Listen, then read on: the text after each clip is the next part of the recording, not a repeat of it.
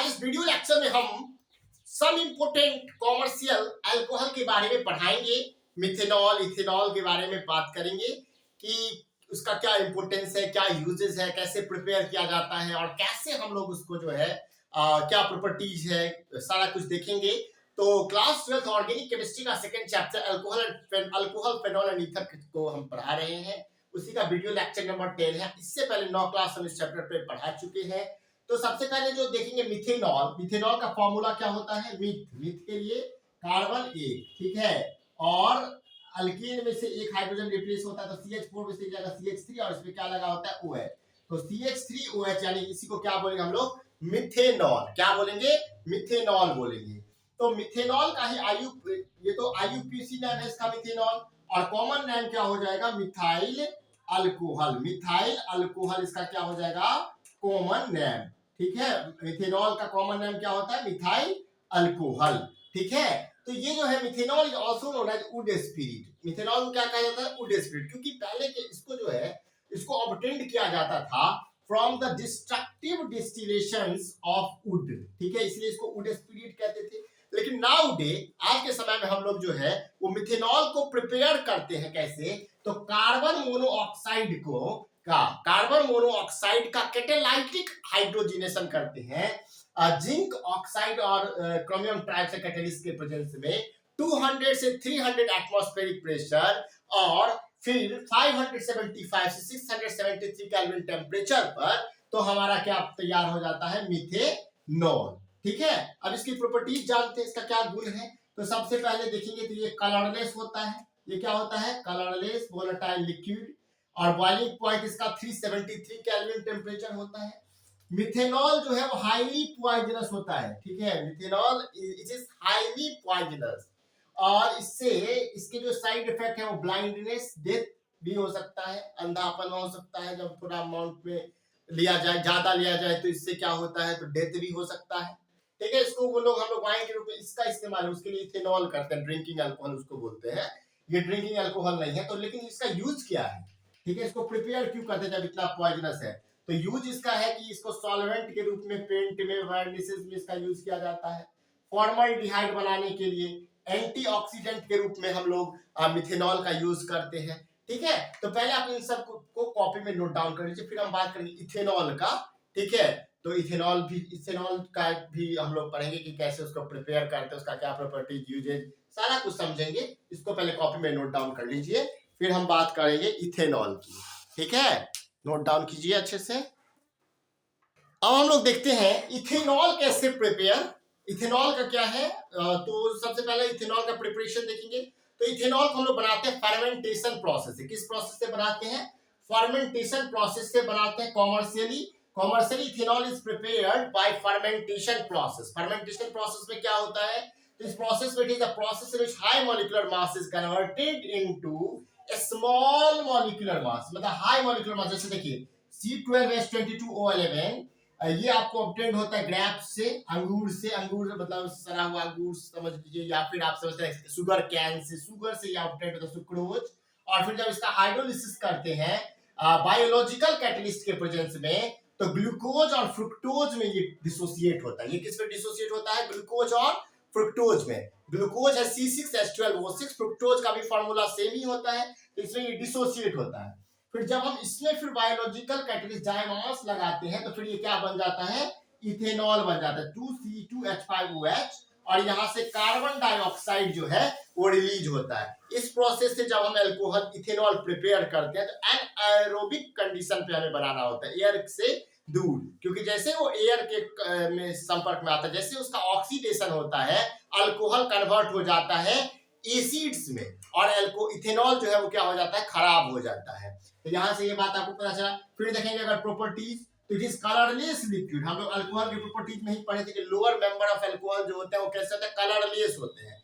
तो इथेनॉल में भी कार्बन कितने हैं, 2। इथेनॉल भी क्या है, लोअर मेंबर है, तो ये कैसा होगा, कलरलेस लिक्विड होगा। इसका बॉइलिंग पॉइंट 251 केल्विन, और ये भी जो है वो कोई ज्यादा गुड फॉर हेल्थ नहीं है, ये भी हार्मफुल ही है, harmful for central nervous system. It can cause nausea और it can lead loss of consciousness. हम लोग इसके बाद एक टॉपिक, आपको 2 टॉपिक यहाँ से पूछ सकते हैं। डीनेचुरेशन क्या होता है, और एब्सोल्यूट अल्कोहल किसको बोलते हैं? तो एब्सोल्यूट अल्कोहल में क्या होता है, 100% इथेनॉल होता है, उसको हम क्या बोलेंगे, एब्सोल्यूट अल्कोहल बोलते हैं। और अगर बात करें डीनेचुरेशन, तो to make unfit for drinking of ethanol, जब भी कभी किसी कंडीशन में इथेनॉल को अनफिट बनाना है फॉर ड्रिंकिंग, तो उसमें दो केमिकल मिलाते हैं, एक क्या मिलाते हैं, कॉपर सल्फेट, और दूसरा क्या मिलाते हैं, पिरिडीन। जब कॉपर सल्फेट मिलाते हैं तो उसके अंदर कलर आ जाता है, कलरलेस जो इथेनॉल है उसमें कलर आ जाता है कब, जब हम कॉपर सल्फेट मिलाते हैं। और जब पिरिडीन मिलाते हैं तो उसके अंदर फॉल स्मेल, बहुत घटिया सा स्मेल आ जाता है। फिर क्या होता है कि इसको अनफिट फॉर ड्रिंक हो जाता है। एब्सोल्यूट अल्कोहल 100% इथेनॉल हो गया, ये प्रॉपर्टीज हो गया। यूजेज में की अगर हम बात करें तो एज ए सॉल्वेंट, सॉल्वेंट के रूप में पेंट्स में और इंडस्ट्रीज में इसका यूज होता है। और दूसरा है वाइन्स बनाने में, ठीक है। तो आप समझ गए होंगे इथेनॉल C2H5OH, इसका जो है कॉमन नेम क्या होता है, मिथाइल एल्कोहल। इसको भी कॉपी में अच्छे से नोट डाउन कर लीजिए। फिर हम बात करते हैं ईथर की। अल्कोहल और फिनॉल, इस चैप्टर मतलब अभी तक जो हम पढ़ा रहे थे अल्कोहल, फिनॉल एंड ईथर, इसमें अल्कोहल और फिनॉल हम लोग पढ़ चुके हैं। अब बात करेंगे ईथर की, तो पहले आप इसको अच्छे से कॉपी में नोट डाउन कर लीजिए, फिर हम ईथर स्टार्ट करते हैं। अब देखते हैं हम लोग ईथर के बारे में। तो ईथर का जनरल फॉर्मूला होता है ROR डैश। क्या होता है ईथर का general formula, ROR dash. R यहाँ क्या है, अल्काइल ग्रुप को रिप्रेजेंट करता है। जब भी एल्केन से हम एक हाइड्रोजन रिप्लेस करते हैं तो क्या बन जाता है, नया कंपाउंड अल्काइल बन जाता है। और अल्काइल को हम लोग रिप्रेजेंट करते हैं R से। किससे रिप्रेजेंट करते हैं, अल्काइल को R से। तो जब ईथर जो है यहाँ पे हम देख सकते हैं ROR डैश, यानी दो ऑक्सीजन जो है वो दो सिंगल बॉन्ड बनाए रहता है अल्काइल ग्रुप से, ठीक है। उसी को क्या बोलते हैं हम लोग, ईथर। हाइड्रोकार्बन से जब एक हाइड्रोजन रिप्लेस करके हम अल्कोक्सी ग्रुप को जोड़ देते हैं तो उसी को क्या बोलते हैं, ether. Where R and R dash are alkyl, they may be same or different। यहाँ पे ROR dash है तो दोनों एल्काइल चाहे तो सेम भी हो सकता है या डिफरेंट भी हो सकता है, ठीक है। R dash equal to R, then ether is called simple or symmetrical ether। जब भी कभी दोनों एल्काइल सेम होता है तो उसको हम क्या बोलते हैं, सिंपल ईथर और सिमेट्रिकल ईथर। और जब भी दोनों अल्काइल ग्रुप डिफरेंट होता है तो उसी को हम क्या बोलते हैं, मिक्स्ड ईथर और अनसिमेट्रिकल ईथर। इसका क्लासिफिकेशन दो टाइप में हो सकता है। दोनों अल्काइल ग्रुप चाहे तो सेम हो सकते हैं या दोनों अल्काइल ग्रुप डिफरेंट हो सकते हैं। तो अब हम देखते हैं कि किसको हम लोग बोलते हैं, सिंपल ईथर या सिमेट्रिकल ईथर। अब देखिए यहाँ पे देखिए मिथाइल है CH3 इस ऑक्सीजन के साथ जुड़ा हुआ है, ये क्या है, ये है हमारा सिंपल ईथर, सिमेट्रिकल ईथर। वहीं पे आकर हम देखें CH3 ऑक्सीजन के साथ जुड़ा है CH2 CH3, तो हम क्या समझेंगे, ये क्या है, अनसिमेट्रिकल ईथर। ये अनसिमेट्रिकल ईथर क्योंकि दोनों अल्काइल ग्रुप क्या है, डिफरेंट है। एक तरफ मिथाइल है दूसरी तरफ इथाइल है, इधर भी मिथाइल है इधर भी मिथाइल है। तो ये क्या है, सिंपल ईथर, सिमेट्रिकल ईथर। ये क्या है, अनसिमेट्रिकल ईथर, मिक्स्ड ईथर, ठीक है। कॉपी में नोट डाउन कर लीजिए पहले इसको अच्छे से। अब देखते हैं नोमेनक्लेचर्स ऑफ ईथर, ठीक है। तो नोमेनक्लेचर अभी तक हम जितने भी ऑर्गेनिक कंपाउंड का पढ़े हैं दो टाइप के नेमिंग हम पढ़े हैं, एक तो कॉमन नेमिंग और दूसरा IUPAC नेमिंग, ठीक है। तो अगर हम बात करें कॉमन नेमिंग का तो ईथर के लिए जो स्पेशली रूल है, वैसे तो जनरल अलग से हम बनाए हुए प्लेलिस्ट नोमेनक्लेचर्स ऑफ ऑर्गेनिक कंपाउंड का उसमें दिखेगा, लेकिन ईथर का जो है वो देखेंगे तो ईथर में क्या होता है, अल्काइल प्लस ईथर, ठीक है। मतलब अगर दोनों अल्काइल ग्रुप है, जैसे देखेंगे ROR डैश, अगर दोनों अल्काइल ग्रुप है, अगर दोनों डिफरेंट है तो दोनों का नाम लिखेंगे। पहले किसका लिखेंगे, जो इंग्लिश अल्फाबेट में पहले आएगा। जैसे मान के चलिए अगर इथाइल है तो पहले E, देन मिथाइल का M, देन प्रोपाइल का P। तो जो इंग्लिश अल्फाबेट में पहले आएगा उसका नाम हम पहले लिखेंगे और जो बाद में आएगा उसका हम बाद में लिखेंगे। अब ये डिसाइड कैसे करेंगे, तो फर्स्ट लेटर से हम लोग डिसाइड करते हैं, ठीक है। अगर दोनों सेम है, अगर ये R जो दोनों है वो दोनों अगर सेम है तो इस कंडीशन में हम डाई प्रीफिक्स का यूज करते हैं। दो के लिए आपको पता है डाई प्रीफिक्स यूज करते हैं, ठीक है। जैसे देखिए CH3OCH3, तो अगर हम इसका कॉमन नेम देखें तो देखिए दोनों जो अल्काइल ग्रुप है दोनों सेम ही है, दोनों तरफ मिथाइल ही है। तो इसके लिए हम क्या लगाएंगे, डाई मिथाइल ईथर। ठीक है, यहाँ भी देखिए इधर भी इथाइल इधर भी इथाइल, बीच में ऑक्सीजन लगा हुआ है, तो इस क्या हो गया, ईथर है। और कैसा ईथर है, डाई इथाइल ईथर है। ठीक है, अगर हम देखें एक तरफ मिथाइल एक तरफ प्रोपाइल है, तो अब किसको पहले लिखेंगे, कौन से अल्काइल ग्रुप को पहले लिखेंगे, मिथाइल या प्रोपाइल। तो मिथाइल में फर्स्ट लेटर है एम, प्रोपाइल में फर्स्ट लेटर है पी। मिथाइल में जो एम है वो 13 पे आता है, प्रोपाइल में जो है वो 16 पे आता है।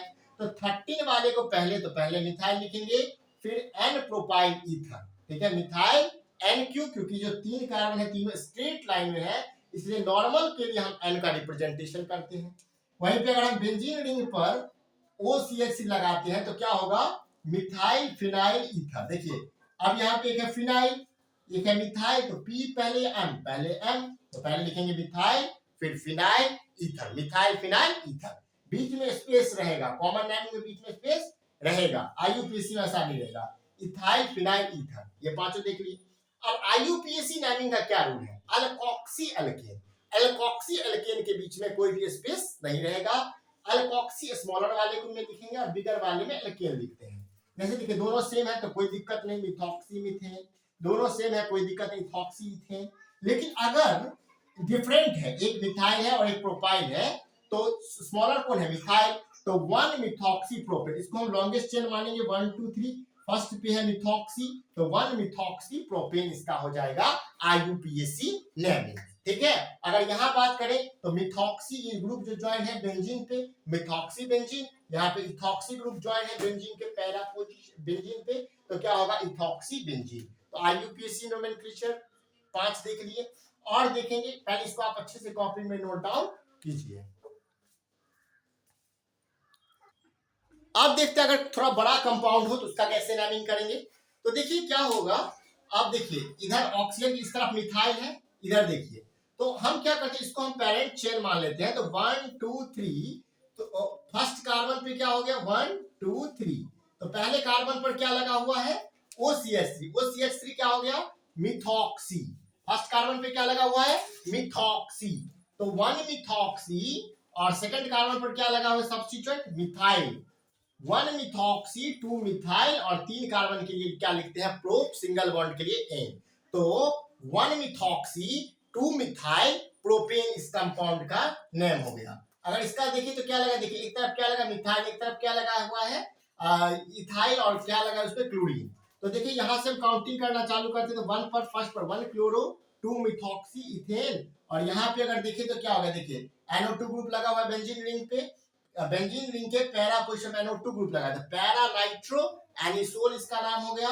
और ये देखिए अगर डबल बॉन्ड नहीं है तो ये क्या है, साइक्लोहेक्सेन, क्या है ये, साइक्लोहेक्सेन है। ठीक है, वो लिखा हुआ है।